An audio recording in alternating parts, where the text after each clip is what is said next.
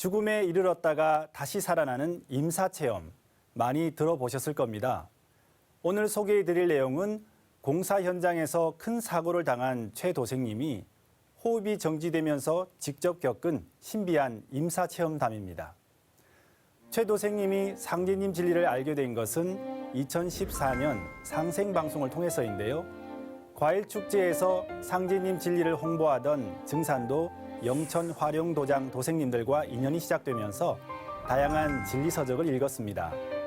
천지조화의 성령을 받는 조화주문, 태을주 또한 즐겨 읽었는데요. 비록 도생은 아니었지만 상제님 진리에 대해 알고 있었습니다. 그러던 어느 날 냉동창고 건축일을 하던 중 6m 아래로 추락하는 사고를 당하면서 호흡이 정지되는 위급 상황이 발생한 것이죠. 건축 현장에서 당한 큰 사고와 최 도생님의 임사체험이 연관이 있나 보군요. 네, 그렇습니다.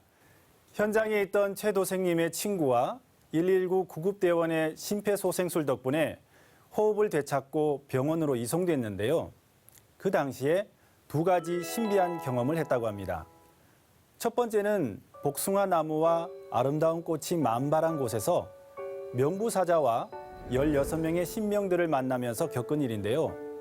명부사자가 본적과 본관 그리고 이름을 묻고 나면 흰 옷과 흰 모자를 쓴 나머지 신명들이 주제별로 질문을 했습니다. 자신도 몰랐던 본인에 관한 이야기도 많이 들려주었는데요. 명부에 도생님의 이름이 없다는 명부사자의 말에 모두 돌아갔다고 합니다. 명부사자 외에도 다른 신명님들이 함께 왔다는 것이 신비한데요. 두 번째 체험은 어떤 내용인지 궁금한데요. 네. 그로부터 얼마 후 그 신명들과 다시 만나면서 두 번째 체험을 하게 됐는데요. 명부사자를 제외한 신명의 숫자는 그때보다 4명이 더 많은 20명이었습니다. 말없이 지켜보기만 했던 4명의 신명을 제외한 16명의 신명들과 궁금한 것을 묻고 답하던 끝에 또 명부에 이름이 없다면서 모두 돌아가려고 했는데요. 혼자 있기 싫었던 최 도생님은 자신도 동행하게 해달라고 부탁했습니다. 명부사자의 허락을 받은 후 같이 간 곳에서 세상을 내려다보게 됐는데요.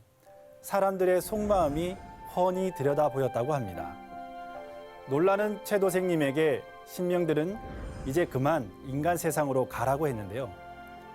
얼마나 더 살다가 천상으로 오게 됩니까? 라는 질문에 진실로 한 마음이 된다면 1200살 이상 살 수 있다는 대답을 명부사자로부터 들을 수 있었습니다.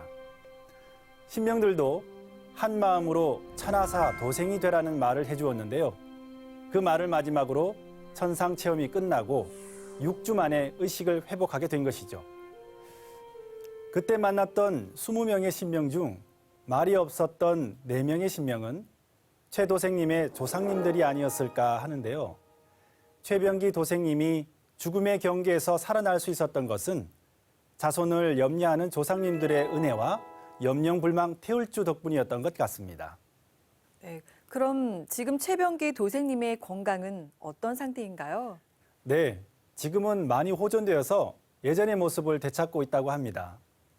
네, 만사무기 만사여의하니 여의주도수는 태을준이라 라는 상제님 말씀을 실감할 수 있었는데요. 최병기 도생님의 빠른 쾌유 기원합니다.